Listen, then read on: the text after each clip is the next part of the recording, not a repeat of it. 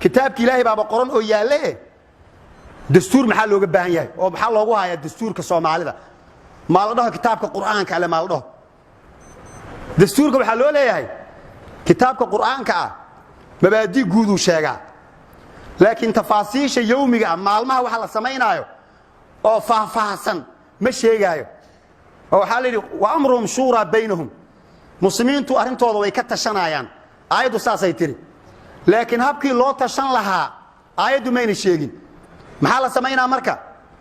innaga waxaan ku heshiinaynaa habkeen u tashanaa habkii aan ku heshiino marka oo aan dadka u xulno oo saas aan yeelna la dhaho kaas ayaa tii aayadu ay sheegaysay ah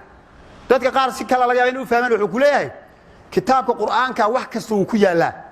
waxa kale ee la sii raadin muxuu yahay ilaahay soo ma dhin ma faradna fil kitaabi min shay wa sax ma faradna fil kitaabi min shay laakiin waxaad ogaataa isla kitaabka sidaas ah waxyaabo uu sheegina jirto ee way seel isu waafaqin aayadan iyo waxa ku jira wuxuuna kitaabku sheegin inuuna wax kitaabku uu sheegin ay jiraan waxa kugu daliil meel kale kama keenayno nabiga sallallahu alayhi wasallam muaad bin jabal yu yaman u diray markaas wuxuu ku yiri maxaad ku xukumaysaa dadka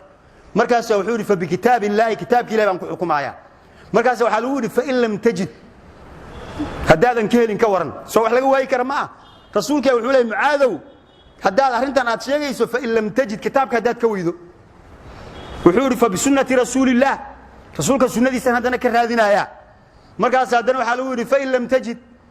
sunnadina waad ka weyday marka fiir waxa jira wax laga weynaayo kitaabki laga weynaayo oo sunnadii laga weynaayo see la yeelaa marka oo hadaan yeelay bal tusaale ahaan keen inaga Soomaaliyeed dhaha haye qofka madaxweynaha inoo noqonaya inta sano ee madaxweynenimadka loo igmanayo ee uu madaxweyne ahaanayo waa meeqa sano waa 5 sano bal aayad quraana ka soo saar jamhuuriyadda Soomaal ra'iisuha muddatu 5 sanawaat aayad kuma jirto xadiisna kuma jiro maxaa la sameyn marka waxa la sameynayaa muxuu yiri muaad bin jabal fa in lam tajid kadib muxuu yiri ajtahidu wala aalu wuxuu waan dadaalaya mana ka gaabinaa inaan dadaalo oo wax umada anfacaya oo kitaabkii iyo sunnadiina aan khilaafsanayn inaan keeno marka waa la keeni karaa yaani waxa la fiirinayaa kitaabkii iyo sunnadii ma khilaafsan yahay ayaa la fiirinayaa aayadan ma farna fil kitaab min shay mufassiriinta qaar waxay ku fasireen si uu isaga hor imaanin diintu isaga hor imaanin waxay dhan waa looxul mahfuudka wax la sheegayo ma farna fil kitaab min shay inta la sheegayaba waa looxul mahfuudka wax kasta ku yaalaan laakiin kitaabkan quraanka wax badan oo ku olin ayaa jirta midaa wuxuu fahmay ogtahay in wax walba laga helayo la isku mar dhigo ogtahay wax aan yaani aadan helaynin mid ingiriisi waxa limid oo saas oo aaminsan ma farna fil kitaab min shay waxba loogama tagin dhahay yay sarkeen xuna kitaabkeen wax ka soo sheega markaas uu kitaabkii wax ka soo sheega ha magacayga ka soo saarba kitaabkiina markaas uu magaca adiga wuxuu yiri cook ayaa la dhahaa wa tarakuuka la bishoogaysaa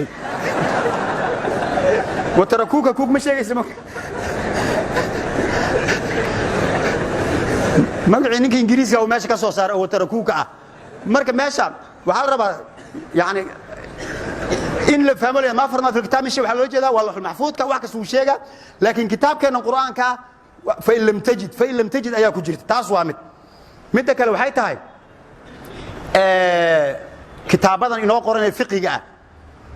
safiinaha ka soo bilow sheekh ayaa qoray faslun hada kan faslun fasal waaye oo inoo qoray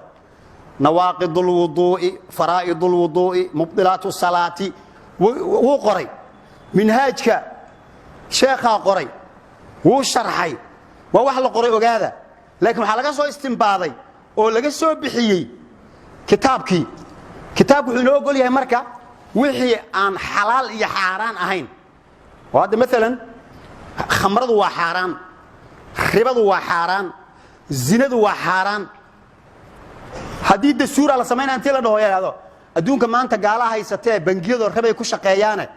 aan ribada xalaalayno inagoo Soomaaliland dhahna dhaqaalaha si uu kobco gaalada bangiyadeeda ribada isticmaal ayaan la shaqeysanaynaa saas daraadeed ribadu way banaantahay haday qaar dhahan oo saa ku soo qoraan lagama yeelay maxaa yeelay taxliilka iyo tahriimka ilaahay baa iskale wala taqulu lima tasifu alsinatukum alkadhib hada halal wa hada haram litaftaru ala allahi alkadhib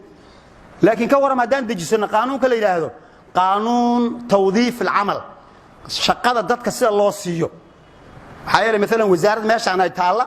شقالين اي قادتين ربطا هدي ان قانون الله سميني شقالها لغو قاتو وحا ايمانيسا قفكي معمولا لوغا ديغو وزارة داس انت المعذيرك ايهين لانو كقرو شقالات هاي ادنا شقالات هاي ادنا شقال كل ودا شقالة كديغو ورسلان محاي تاي محاي اهان لاهيده وزيرك محا 4.5 سو لغو ما قيبسن وزارة انغا اسكاله ورسلاس ما اها وزارة ummaday ka dhaxaysa canshuur dadka laga qaaday ayay wasaaraduhu ku socdaan saas daradeed dadka shaqada laga siinaayo qaanuun la isku og yahay waa in loo sameeyo qaanuunkaas dadka shaqasiintooda ah waan sameeynayna waxa jira qaanuun la yiraahdo mesela qaanuunul muruur wadooyinka sidee loo maraa hadda mesela jidkan horteena mara ee afgooyo aada baabuurtu marka ay marayaan laba dhinac ay kala maraan kii afgooyo u socda dhanka midigtuu maraa ka afgooyo ka imaadayna dhanka bidixdu maraa way isgarab socdaan marka hadii mesela ku afgooyo u socdo intuu ka baxo dhinaca midigta ah oo dhinaca kale uu maro dadkoo dhan maxay dhahayaan hadda waa iskala qabsanay waa iska maraa ma ogiye laakiin maxaa leeyahay baabuurkaas sharci darro ayuu wadada ku maraaya oo seedkiisii ama dhinaciisii ma ah hadii taraafikadu ay qabato maxay dhahayaan mukhaalafuu ku jiraa wuxuu khilaafay qaanuunkii oo wadada lagu mari lahaa ganaaxa laga qaadaya hadda tiraado qofkan 100,000 oo shilin Soomaaliya laga qaaday maxaa looga qaaday aayadee looga qaaday hadda tiraado aayad ganaax sheegaysa oo ku dhahaysa 100,000 laga qaado qofkii jidka afgooyay asagoo dhinacii kale ka maraaya dhahaya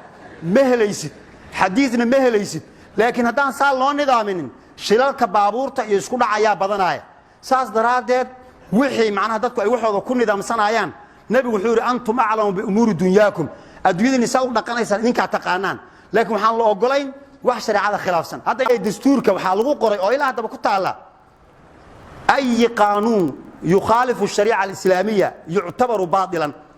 qodob kasta oo shariicada islaamka ka hor imaanaya waa wax kama jiraan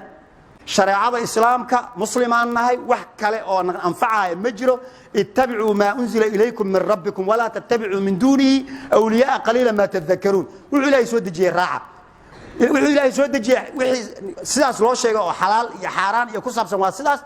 wixii nidaamin iyo ku saabsan xagee la maraa iyo beeraha see loo qotaa iyo jawiga see diyaaradaha loo kala hagaayo baabuurtu say ku kala socdaan iyo see shaqada markii dadka la siinaayo loo kala nidaamiyaa iyo intaas waa liinoo ogol yahay intaas markaan ka soo gudubno oo dastuurnimada mushkilad ma leh